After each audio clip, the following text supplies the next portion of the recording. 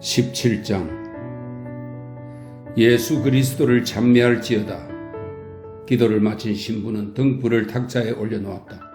골드문트는 시선을 아래로 떨군 채 기도의 말을 따라서 중얼거렸다. 성직자는 말이 없었다. 그는 무언가를 기다리듯이 잠자코 서 있었다. 마침내 불안해진 골드문트는 무언가를 알아내리는 듯이 자기 앞에 서 있는 사내 쪽으로 눈길을 돌렸다. 그런데 어찌된 영문인지 이제 보니 이 사내는 마리아 부른 수도원 복장을 하고 있을 뿐 아니라 수도 원장의 패찰도 달고 있었다. 이제 골드문트는 그의 얼굴을 똑바로 쳐다보았다. 깡마른 얼굴에 용모가 단아하고 입술이 아주 얇았다. 그가 아는 얼굴이었다. 마치 무엇에 홀린 듯이 골드문트는 완전히 지성과 의지로 뭉쳐진 그 얼굴을 쳐다보았다. 그는 조심스레 등불을 집어들어 이 낯선 사람의 얼굴에 갖다 댔다. 그의 눈을 보기 위해서였다. 그의 눈이 보였고 골드문트는 떨리는 손으로 등불을 다시 내려놓았다. 나르치스. 골드문트는 들릴락 말락한 소리로 말했다. 주위의 모든 것이 빙빙 돌아가기 시작하는 것 같았다. 그래, 골드문트. 한때는 내 이름이 나르치스였지. 하지만 벌써 오래전에 이름이 바뀌었다네. 자네는 아마 기억이 나지 않을 거야. 서품을 받고부터는 요한이라는 이름을 쓰기 시작했네. 골드문트는 너무나 깊은 충격을 받았다. 갑자기 세상이 노래지는 것 같았다. 인간이 견디기 힘든 극도의 긴장이 갑자기 무너지면서 숨이 막힐 것 같았다. 몸이 떨렸고 현기증이 나면서 마치 풍선에서 바람이 빠지듯이 머릿속이 텅 비기 시작했으며 배가 오그라드는 것 같았다. 눈에서는 금방이라도 흐느낌이 터져나올 것만 같았다. 바로 이 순간 그의 육체는 오로지 실컷 흐느껴 울고 기절하여 쓰러지는 돌이밖에 없었다. 하지만 나르치스를 대하자 무엇에 홀린 듯이 어린 시절의 추억 저 깊은 곳에서 모종의 경고가 들려왔다. 일찍이 소년 시절에도 이 준수하고 준엄한 얼굴을 마주보며 모든 것을 아는 듯한 이 깊은 눈을 마주보며 속수무책으로 울었던 적이 있는 것이다. 또다시 그럴 수는 없었다. 이제 그 인생에서 더없이 기구한 이 순간에 나르치스가 마치 유령처럼 다시 나타난 것이다. 어쩌면 그의 생명을 구하기 위해서인지도 몰랐다. 이제 또다시 그의 앞에서 흐느껴 울어야 한단 말인가? 아니면 기절하고 말 것인가? 아니, 절대로 그럴 수는 없었다. 골드문트는 정신을 가다듬었다. 가슴을 진정시키고 썰인 속을 다잡고 머리에서 현기증을 몰아냈다. 지금 약한 모습을 보이면 안 된다. 골드문트는 드디어 애써 절제된 어조로 나르치스에게 말을 걸 수 있었다. 아직까지 나르치스라고 불러도 양해하게나 그렇게 부르게나 그런데 악수도 청하지 않을 셈인가? 골드문트는 다시금 자제심을 발휘해야 했다. 생도 시절에 곧잘 그랬듯이 어린아이처럼 뻗대면서 다소 비웃는 어조로 대꾸했다. 미안하군 나르치스. 쌀쌀하고 다소 오만한 어투였다. 그러고 보니 자네 수도 원장님이 되셨군. 그런데 나는 아직도 떠내기라네.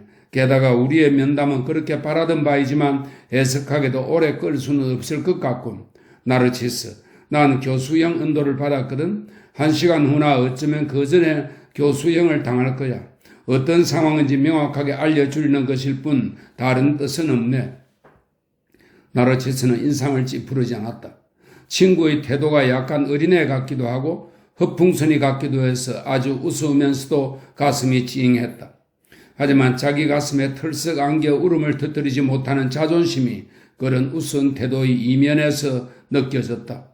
그는 친구의 그런 자존심을 누구보다 진심으로 이해하고 인정했다. 사실 그 역시 다른 방식으로 제외하기를 상상하긴 했지만 이 작은 희극을 받아들이기로 했다. 그것은 골드문트가 가장 빨리 그에게 마음의 문을 열 수 있는 방편이기도 했다. 이제 나르치스 역시 무덤덤한 태도를 가장하며 말을 꺼냈다. 그런데 교수형 문제는 안심해도 좋겠네.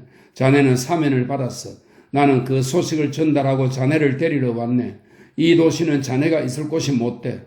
충분한 시간을 가지고 이런저런 문제를 상의하기로 하세. 자, 그럼 이제 나한테 악수를 청하겠나? 두 사람은 악수했다. 서로의 손을 꼭 잡고 한참 동안 그들은 깊은 감회에 젖었다. 하지만 그들의 대화에는 어색함과 거북스러움이 아직 남아 있었다. 좋아, 나르치스. 그럼 하나도 명예로울 게 없는 이 고장을 떠나기로 하지. 나는 자네 일행을 따라가기로 하겠네. 마리아브론 수도원으로 돌아갈 건가? 그래? 그거 아주 잘 되군. 그럼 어떻게 가는 거지? 말을 타고 간다고? 신나는군. 그럼 내 몫의 말을 한 필 배당하는 문제만 남았군. 그렇게 될 걸세. 2시간 후면 출발할 걸세. 그런데 자네 손이 어째 그 모양인가? 이런 온통 긁히고 퉁퉁 부은 데다 피투성이잖아. 골드문트, 그 자들이 자네한테 심한 짓을 했군 그래? 괜찮아 나르치스. 나 스스로 손을 그렇게 만든 걸세. 묶인 것을 풀려다 보니 그렇게 된 거지. 견디기 쉽지 않았다는 정도만 말해두지. 어쨌든 동행자도 없이 내가 있는 곳에 들어온다니 자네 용기도 대단해. 어째서 용기가 필요한가? 전혀 위험한 일도 아닌데. 아하, 나한테 맞아 죽는 것쯤이야 대단한 위험도 아니겠지. 나는 원래 그럴 작정을 했었거든. 어떤 신부님이 들어올 거라는 말을 들었지. 신부님이 들어오면 죽이고 그의 복장으로 변장해서 달아날 생각이었지. 훌륭한 계획이지. 그럼 죽기 싫었단 말인가? 죽음에 맞서려 했단 말인가? 물론 그렇지. 그런데 자네가 바로 그 신부님일 줄이야. 정말 그러리라고는 상상도 못했지. 나르시스가 머뭇거리며 말했다. 어떻든 그건 정말 끔찍한 계획이었어. 고해 성사하러 자네를 찾아온 신부를 죽일 생각이었단 말인가? 자네는 아닐세 나르치스. 물론 아니지. 아마 마리아브론 수도원에 복장을 하고 있었으면 자네 동료 가운데 누구라도 해치지 않았을 테지. 그렇지만 다른 성직자라면 달랐겠지? 정말 이건 믿어도 좋아. 갑자기 그의 목소리가 침울하고 어두워졌다. 그런 일이 벌어졌다 해도 내가 처음으로 사람을 죽이는 것은 아닐세. 두 사람 사이엔 침묵이 흘렀다. 두 사람 모두 처참한 심정이었다. 나르치스가 비교적 차분한 의조로 말했다. 그 일은 나중에 이야기하도록 하세. 원한다면 나중에 나한테 고해를 해도 좋아. 아니면 그 밖에 자네가 살아온 이야기를 해도 좋네. 나도 자네한테 이것저것 이야기할 거리가 있지. 이야기를 나눌 수 있는 시간이 빨리 왔으면 하네. 자, 그럼 이제 나가볼까? 잠깐만 나르치스. 지금 떠오른 생각인데 그러니까 나는 자네한테 언젠가 요한이라는 이름을 붙여준 적이 있어. 무슨 말인지 모르겠군. 그야 당연하지. 자네는 아직 아무것도 모르지. 벌써 여러 해 전 일이야. 언젠가 자네한테 요한이라는 이름을 지어준 적이 있어. 아마 그 이름은 영원할 거야. 예전에 조각가 겸 인물상 제작가로 일한 적이 있는데 다시 그 일을 하고 싶어. 어떻든 당시 내가 만들었던 가장 훌륭한 인물상이 나무를 깎아 만든 어떤 젊은이의 상이었는데 실물 크기의 그 조각이 바로 자네를 모델로 한 것이었어. 그런데 그 조각상의 이름은 나르치스가 아니고 요한이었거든. 십자가에 못 박힌 사도 요한상이었지. 그는 일어나서 문 쪽으로 걸음을 옮겼다. 그러니까 그때까지도 내 생각을 했단 말인가? 나르치스가 조용히 물었다. 역시 조용한 의조로 골드문트가 대답했다. 그래, 나르치스. 자네 생각을 했네. 늘 언제나 생각했지. 그는 육중한 문을 거칠게 열어젖혔다. 희미한 아침 햇살이 비쳐들었다. 두 사람은 더 이상 아무 말도 하지 않았다. 나르치스는 골드문트를 자기가 묵고 있던 객실로 데려갔다. 나르치스의 동행자인 젊은 수도자 한 명이 길을 떠날 채비를 하고 있었다. 골드문트는 식사를 하고서 손을 씻고 붕대를 조금 감았다. 어느새 타고 갈 말이 대기 중이었다. 두 사람이 말에 오르자 골드문트가 말했다. 한 가지만 더 부탁할 게 있네. 생선시장 쪽을 통과해서 가주게나. 거기서 볼 일이 조금 있다네. 두 사람은 말을 타고 떠났다. 골드문트는 궁성의 창문들을 모조리 훑어보았다. 어쩌면 그중 어느 창으로 아그네스가 보일지도 몰랐다. 하지만 이제 그녀의 모습은 보이지 않았다. 두 사람은 생선시장을 지났다. 마을이는 골드문트 때문에 몹시 걱정하고 있었다. 그는 그녀 그리고 식구들과 작별을 하면서 수없이 고맙다는 말을 전했고 나중에 다시 만날 것을 기약하면서 다시 말에 올랐다. 말을 탄 사람들이 보이지 않을 때까지 마리는 대문간에 서 있다가 천천히 절뚝거리며 집으로 들어갔다. 일행은 4명이었다. 나르치스와 골드문트 그리고 젊은 수도사 말고도 무장한 말 시종이 동행했다. 그때 내가 타고 다니던 전박이 말 생각나나? 골드문트가 물었다. 수도원의 딸이 마구간에서 키웠었지? 물론이지. 이제는 그 말을 보지 못할 걸세. 볼 거라고 기대하지도 않았겠지만 그 말이 죽은 지 벌써 7, 8년이 되지. 용케 기억하는군 그래? 기억하다마다 골드문트는 전박이의 죽음을 슬퍼하지 않았다. 나르치스가 전박이에 대해 그렇게 소상히 알고 있다는 사실이 기뻤다. 나르치스는 원래 동물들에 대해서는 전혀 관심이 없었고 수도원에 있던 다른 말들은 이름도 몰랐던 것이다. 그러기에 골드문트는 너무 기뻤다. 골드문트가 다시 말을 꺼내기 시작했다. 내가 수도원에 관해 처음 물어보는 대상이 고작 보잘것없는 말이라니 자네가 보기엔 웃을지도 모르지. 나도 잘했다는 것은 아니야. 사실은 다른 걸 물어보고 싶었는데 특히 다니엘 수도 원장님 안부가 궁금해. 하지만 돌아가셨을 거라는 생각을 했지. 그러니까 자네가 그분의 후임일 테지. 처음부터 온통 죽은 사람 이야기만 하게 될 것 같아서 피했던 거야. 지금은 죽음을 화제에 올리고 싶지 않아. 간밤의 사건 때문이기도 하고 흑사병 때문이기도 하지. 흑사병은 신물이 나도록 겪었으니까. 하지만 이왕 내친 김에 어차피 한 번은 꺼낼 얘기니까 그 이야기를 하세. 다니엘 수도 원장님이 언제 어떻게 돌아가셨는지 들려주게나. 나는 그분을 무척 존경했었지. 그리고 안젤름 신부님과 마르틴 신부님이 아직 살아계신지도 이야기해 주게나. 어떤 나쁜 소식도 들을 각오가 되어 있네. 적어도 흑사병이 자네는 비켜간 것만으로도 만족해. 자네가 죽었을 거라고는 생각한 적이 없고 다시 만나게 되리라고 굳게 믿었네. 그렇지만 믿음은 사람을 실망시킬 수도 있는 법이지. 슬프게도 나는 경험으로 그걸 알지. 나의 스승이었던 조각가 니콜라우스 역시 죽었을 거라고는 상상도 하지 않았어. 그분을 다시 만나 그분 밑에서 일하게 되리라고 철석같이 믿었거든. 그런데 와서 보니 돌아가셨지 뭔가. 얼른 이야기해 주지. 나르치스가 말했다. 다니엘 수도 원장님은 벌써 8년 전에 돌아가셨네. 질병이나 고통도 없으셨어. 나는 그분의 후임이 아니고 작년부터 수도 원장직을 맡게 되었어. 그분의 후임은 한때 수도원 학교의 교장이셨던 마르틴 신부님이었지. 그분은 작년에 돌아가셨네. 70살이 채 못 되셨지. 안젤름 신부님도 안 계시네. 그분은 자네를 좋아하셨지. 자네의 이야기를 많이 하셨어. 말년에는 걸어다니지도 못하시고 누워 계신 것도 엄청난 고통이었지. 그분은 수종을 앓다가 돌아가셨네. 우리가 있는 곳에도 물론 흑사병이 덮쳤지. 많은 사람이 죽었어. 그 얘기는 그만두세. 또 궁금한 게 있나? 물론 아주 많지. 무엇보다도 어째서 자네가 주교님이 계신 이 도시까지 그것도 교단의 대표 자격으로 오게 되었나? 얘기하자면 무척 길다네. 자네한테는 지루하기도 할 테고 요컨대 정치에 관계되는 문제지. 백작은 황제의 총애를 받는 사람이고 많은 문제에 관해 황제의 정권을 위임받은 사람이지. 지금 황제 측과 우리 교단 사이에 단판을 지어야 할 문제가 여러 가지 있어. 그래서 교단에서는 나를 협상 대표로 지명해서 백작과 협상을 하도록 한 것이지. 협상은 그다지 성공적이지 못했어. 그는 입을 다물었고 골드문트는 더 이상 묻지 않았다. 어젯밤 나르치스가 골드문트의 목숨을 구하기 위해 백작에게 청혼하면서 뻗대는 백작한테 그의 목숨을 살려주는 대신 몇 가지를 양보했음이 틀림없고 굳이 그런 내용까지 들을 필요는 없었던 것이다. 일행은 계속 말을 달렸다. 골드문트는 금방 피로가 몰려오면서 안장에 앉아있기도 힘이 들었다. 한참 만에 나르치스가 물었다. 자네가 절도죄로 체포되었다는 게 사실인가? 백작이 주장하기로는 자네가 궁승에 들어와 내실까지 잠입해서 도둑질했다고 하던데? 골드문트는 웃음을 터뜨렸다.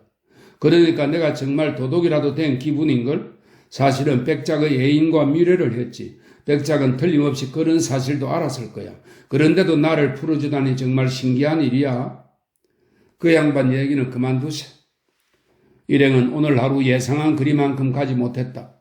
골드문트는 너무 지쳐 있어서 고삐를 잡기도 힘들 지경이었다. 그들은 어느 촌락에 숙소를 정했다.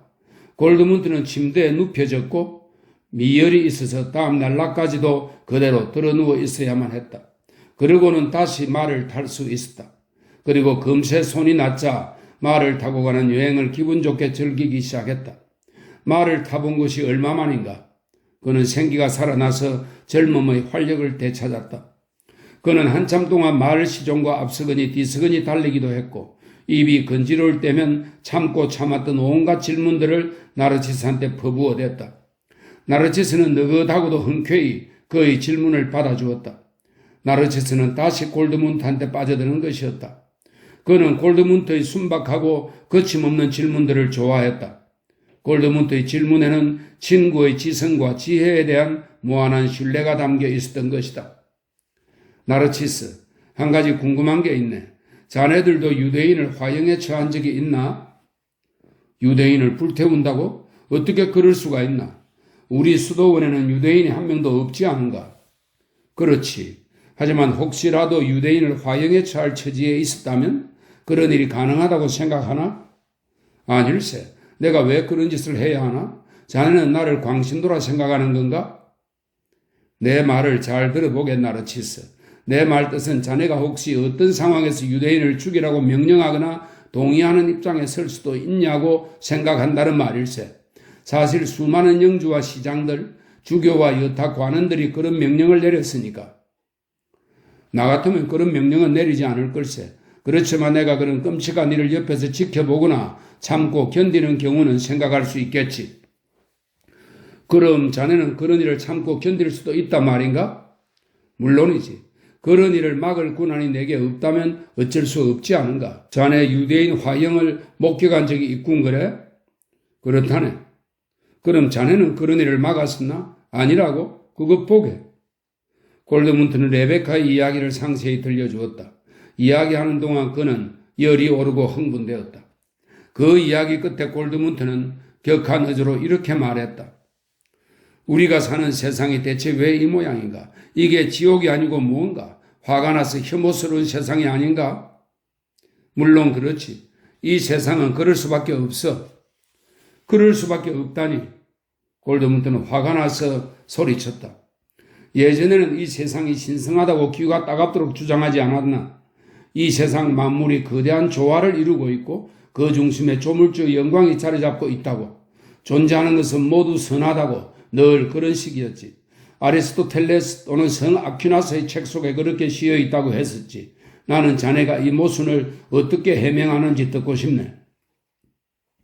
나르치스는 웃었다.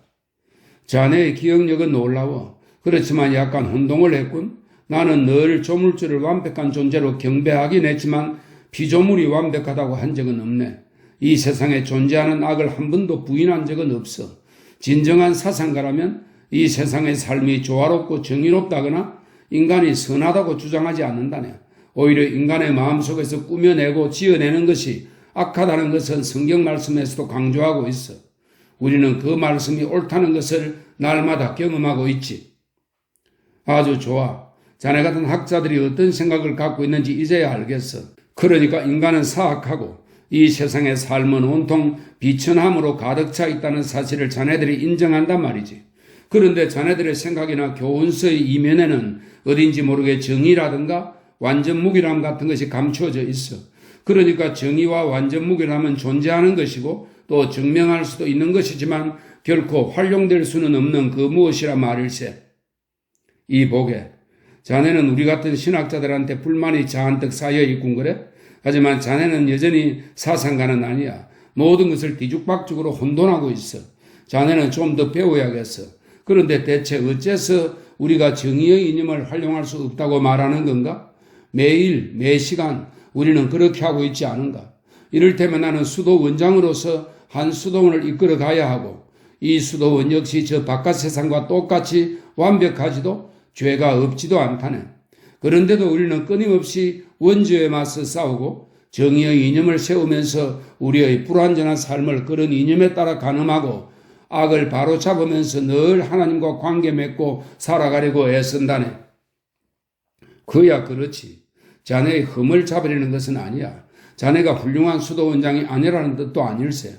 그렇지만 레베카와 불타 죽은 유대인들, 시체 구덩이와 엄청난 죽음들, 흑사병으로 죽은 시체들의 악취가 진동하던 거리와 집들, 그 모든 살풍경한 광경, 혼자 남아 고아가 된 아이들, 말뚝에 메인 채로 굶어 죽은 궁성의 개들이 생각나네. 이 모든 것이 생생하게 떠오르면 가슴이 미어지는 것 같네. 그리고 우리의 어머니들은 우리를 아무런 희망도 없이 소름 끼치는 악마적인 세상으로 내보냈다는 생각이 들어. 차라리 우리가 태어나지도 말고 하나님께서 이 끔찍한 세상을 창조하지도 마시고 그리스도께서 괜히 십자가에 못 박히지도 말았으면 좋았겠다는 생각이 든단 말일세. 나르치스는 친구의 말을 들으며 다정한 표정으로 고개를 끄덕였다. 자네 말이 100번 오라. 나르치스가 부드러운 의조로 말했다. 말을 하게. 나한테 모든 걸 털어놓게. 그렇지만 자네는 한 가지 크게 착각하고 있어. 자네는 지금 하는 말에 어떤 사상이 담겨 있는 줄 알고 있단 말이야. 하지만 그건 느낌일 뿐일세. 인생의 두려움을 맛본 한 인간의 느낌일 뿐이지. 그렇지만 이 슬프고 절망적인 감정의 반대편에는 또 다른 감정이 있다는 것을 잊지 말게. 자네가 이렇게 말을 타고 기분 좋아하거나 아름다운 경치를 구경할 때 혹은 경솔하게도 밤중에 궁성에 잠입해서 백작의 예인을 넘볼 때는 세상이 전혀 다르게 보일 테지. 흑사병이 뒤덮인 집이나 불타 죽은 유대인이 있다 해도 쾌락을 추구하는데 아무런 방해가 되지 않았을 거야. 어디 그렇지 않은가? 물론 그렇지. 세상이 온통 죽음과 공포로 가득 차 있으니까 나는 늘 마음을 달래려고 이 지옥의 한가운데에 피어있는 아름다운 꽃을 꺾었던 것이지. 쾌락을 찾으면 잠시 동안은 공포를 잊을 수 있었지.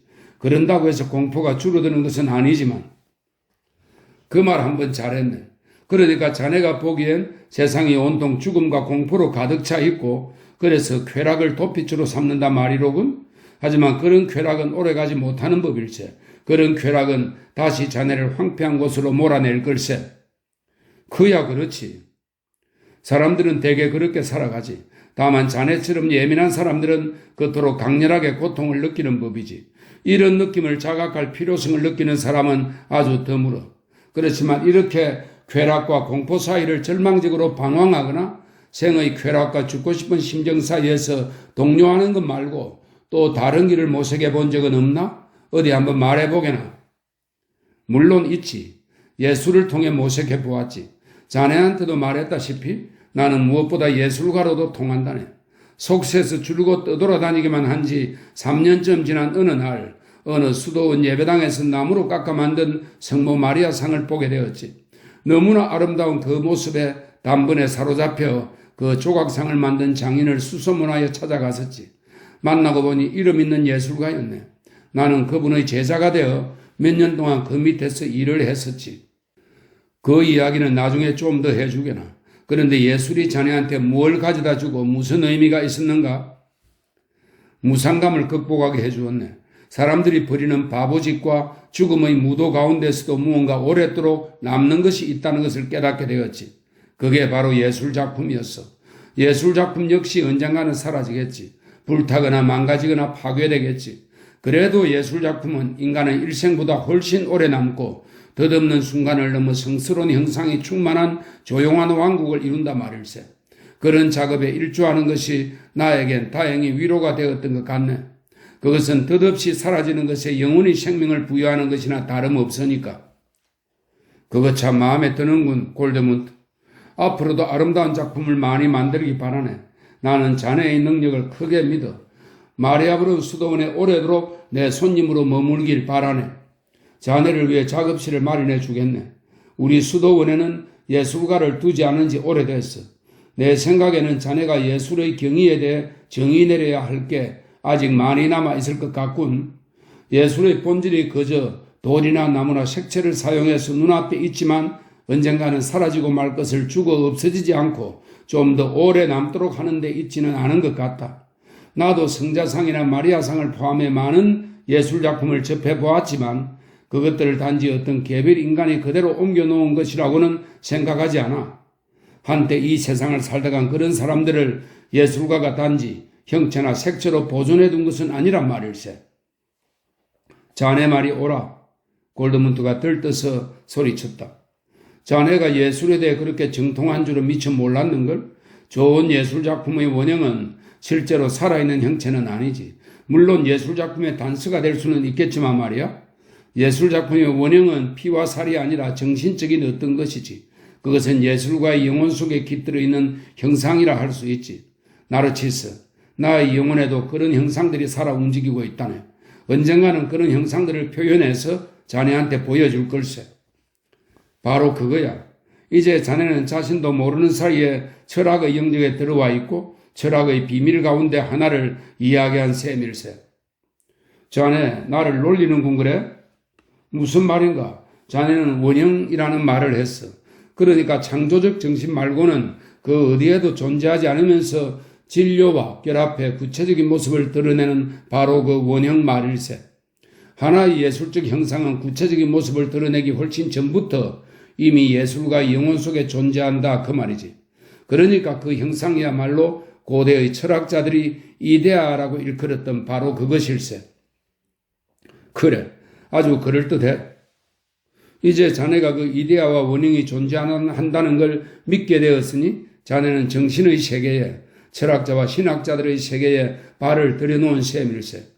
또한 이 혼란스럽고 고통스러운 인생의 전쟁터 한복판에도 육신적 존재가 끝없이 무의미한 죽음의 춤판을 벌이는 이 와중에도 창조적 정신은 존재한다는 것을 실토한 셈일세. 자, 보게나. 나는 자네의 마음속에 있는 이러한 정신에 늘 관심을 기울여 왔지. 자네가 나에게 다가왔던 소년 시절부터 말이야. 그러한 정신은 사상가의 정신이 아니라 예술가의 정신일세. 그렇지만 그것도 정신이니만큼 자네가 이 감각세계의 âm 울한 혼돈에서 벗어나고 감각적 쾌락과 절망 사이에서 갈피를 못 잡는 끝없는 혼란에서 벗어날 길을 가르쳐 줄 걸세. 이보게, 자네한테 이런 믿음의 고백을 듣게 되다니 정말 기쁘네. 이 순간을 기다려왔지.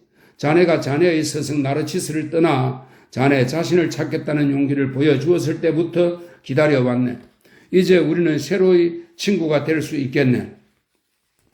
이야기를 나누는 동안 골드문트는 인생의 의미가 새로워지는 느낌이 들었다. 마치 인생을 저 높은 곳에서 굽어보는 느낌이었다.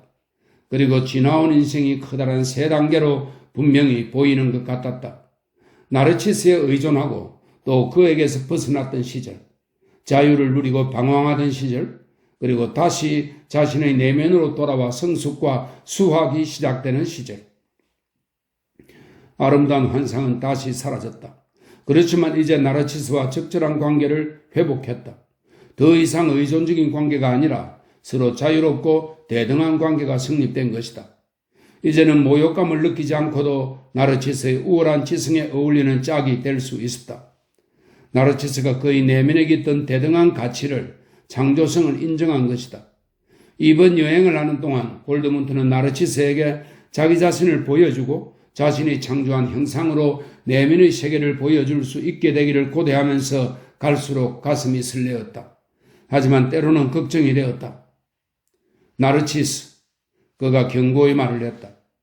자네가 대체 어떤 인간을 수도원으로 데려가고 있는지 잘 모르는 것 같다 걱정되네. 나는 수도사도 아니고 그럴 생각도 없네. 나는 수도사가 지켜야 할 세 가지 신조를 잘 알고 있네. 가난하게 생활하는 데에는 기꺼이 동의하네. 하지만 정숙한 생활과 순종하는 생활만큼은 곤란해. 내 생각에는 그런 덕목은 과히 사내답지도 않은 것 같아. 게다가 나한테 신앙심이라고는 조금도 남아있지 않거든. 몇 년째 구회 성사도 못했고 기도나 성체 성사도 전혀 못했어. 나르치스의 태도는 여전히 느긋했다. 자네는 이교도가 된 것 같네 그려? 하지만 전혀 두렵지 않아. 이젠 자네가 많은 죄를 범했다고 대단하게 생각할 필요도 없어. 자네는 보통 사람과 다름없이 세속 생활을 했을 뿐이고 집을 나간 탕아처럼 시간을 허비했네. 자네는 율법과 질서가 무엇인지도 모르고 지냈어. 자네가 수도사가 된다면 보나마나 형편없는 수도사가 되겠지. 하지만 내가 자네를 초대하는 것은 교단에 들어오라는 뜻이 아닐세. 내가 자네를 초대하는 것은 단지 손님으로 있게 하고 우리 수도원에 작업실을 차려주고 싶었을 뿐이야. 그리고 또 한 가지 명심할 것은 우리의 어린 시절에 자네를 세상에 눈뜨게 하고 세속 생활로 내보낸 사람은 바로 나라는 사실일세. 자네는 잘 될 수도 있고 못 될 수도 있었지. 우선은 나한테 그 책임이 있네. 나는 자네가 어떤 사람이 될지 보고 싶네. 말이나 삶이나 작품으로 자네가 어떤 사람인지 보여주겠지. 자네가 스스로의 모습을 보여주고 나서 우리의 수도원이 자네한테 합당한 것이 아니라고 생각되면 나는 누구보다 먼저 다시 수도원을 떠나달라고 부탁할 걸세. 나르치스가 그런 식으로 말할 때마다 골드문트는 번번이 깜짝 놀라곤 했다. 그는 언제나 수도 원장의 입장에서 차분한 확신을 가지고 말했고 세속의 인간과 생활에 대해 모종의 경멸을 나타냈던 것이다. 그럴 때면 나르치스가 어떤 사람이 되어 있는가를 분명히 알 수 있었다. 그 역시 한 사람의 남자였던 것이다. 지성과 신앙으로 뭉쳐있는 그는 손이 곱고 얼굴에서 학자의 티가 나긴 했지만 확신과 용기에 차있는 사나이, 스스로 책임질 줄 아는 지도자였다. 나르치스는 이제 그 옛날의 학생이 아니었다. 온유하고 내성적인 사도 요한이 아니었다. 산에닿고 늠름한 이 새로운 면모의 나르치스를 그는 자신의 손으로 조각하고 싶었다. 많은 인물의 형상들이 그를 기다리고 있었다. 나르치스, 다니엘 수도원장, 안젤름 신부, 서성 니콜라우스, 아름다운 레베카, 아름다운 아그네스와 그 밖의 많은 인물, 친구든 적이든 살아있든 죽었든 많은 인물들이 그를 기다리고 있었던 것이다. 물론 그는 교단의 한 형제가 될 생각은 없었다. 신앙의 형제든 학문의 형제든 그럴 생각은 없었다. 그는 다만 작품을 만들고 싶었다. 그리고 한때 어린 시절의 고향이 바로 그 작품들의 고향이기도 하다는 사실이 기뻤다. 일행은 쌀쌀한 늦가을 길을 말을 달려갔다. 아침에 벌거벗은 나무에 온통 서리가 앉던 어느 날 일행은 붉은 빛의 늪지대가 잔잔한 물길처럼 뒤덮여 있는 넓은 벌판을 지나가게 되었다. 기다란 구렁의 능선들이 이상하게 낯익은 모습으로 무언가를 경고하는 것 같았다. 이었고 높다란 물풀의 나무 숲과 개천이 나오고 오래된 허수아비가 나왔다. 그것을 보면서 골드문트의 가슴은 즐거운 조바심으로 두근거리기 시작했다. 낯익은 언덕이 보였다. 그 언덕 위에서 한때 그는 기사의 딸 리디아와 말을 탄 적이 있었다. 그리고 한때 깊은 좌절과 절망을 안고서 막 내리기 시작하는 눈이 쌓인 길을 따라 떠나야만 했던 불판도 나왔다. 오리나무 숲에 이어 방앗간과 성체가 나타났다. 서재의 창문이 눈에 들어오자 야릇한 고통에 사로잡혔다. 아득한 옛 시절 그는 그 서재에서 기사의 성지순례 이야기를 들으며 그가 써놓은 라틴어 문장을 고쳐주어야만 했다. 그들은 성 안으로 들어갔다. 이 성은 여행 도중에 묵기로 예정된 장소 중 하나였던 것이다. 골드문트는 나르치스에게 이 집에서는 자기 이름을 부르지 말아달라 부탁하고 마을 시종 옆에서 하인들과 함께 식사하게 해달라고 부탁했다. 그의 부탁대로 되었다. 이제는 나이든 기사도 리디아도 보이지 않았지만 사냥꾼들과 하인들 가운데 몇천 그대로 남아있을 터였다. 안주인은 대단한 미모의 당당하고 씩씩한 귀부인이었다. 그녀가 율리에였다. 그녀는 남편 곁에 앉아 있었다. 그녀는 여전히 놀라울 만큼 아름다웠다. 대단히 아름다우면서도 어딘지 모르게 성마른 인상이었다. 그녀는 물론 하인들도 골드문트를 알아보지 못했다. 날이 저물 무렵 간단한 요기를 마친 그는 혼자 몰래 정원으로 나가보았다. 울타리 너머로 벌써 겨울 기운이 드는 화단을 구경하고는 마구간 쪽으로 빠져나가서 말들을 들여다보았다. 그는 마을 시종과 함께 집더미 위에서 잠을 청했다. 추억의 무게에 가슴이 답답해졌고 여러 번 잠이 깨었다. 지나온 인생이 이토록 지리멸렬하고 황폐할 수 있단 말인가. 화려한 추억의 잔상은 풍부해도 수많은 조각으로 낱낱이 쪼개져 있으며 아무 가치도 없는 빈곤한 사랑일 뿐인 것이다. 아침에 길을 떠나면서 그는 불안하게 창문을 올려다 보았다. 혹시 율리의 얼굴을 한 번만 더 볼 수 있을까? 얼마 전 주교의 성을 떠나오면서도 그는 이런 식으로 아그네스가 보이지 않을까 싶어 두리번거렸던 것이다. 하지만 그녀는 보이지 않았고 지금 율리에 또한 보이지 않았다. 지나온 인생 모두가 이런 시기였다는 생각이 들었다. 이별하고 달아나고 잊히고 빈손에 얼어붙은 가슴으로 우두커니 서 있는 것이다. 이날은 하루 종일 기분이 우울했고 아무 말도 없이 침울하게 말 안장에 앉아 있었다. 나르치스는 골드문트를 가만히 내버려 두었다. 이제 목적지가 가까워지고 있었다. 며칠 후면 목적지에 닿을 예정이었다. 수도원의 성탑과 지붕이 보이기 얼마 전에 일행은 돌이 많은 휴경지를 지나가게 되었다. 아, 얼마나 오래전 일이던가. 여기서 그는 일찍이 안젤름 신부의 부탁으로 꼬리솔 나무를 찾고 있었고 집시 여인 니체에 의해 비로소 남자가 되었던 것이다. 이제 일행은 마리아보른 수도원의 정문을 통과하여 남국의 느도밤나무 아래에 이르러 말에서 내렸다. 골드문트는 부드러운 손길로 나무 줄기를 쓰다듬어 보았고 나무에서 떨어져 갈색으로 말라 비틀어진 밤송이 하나를 주워 들었다.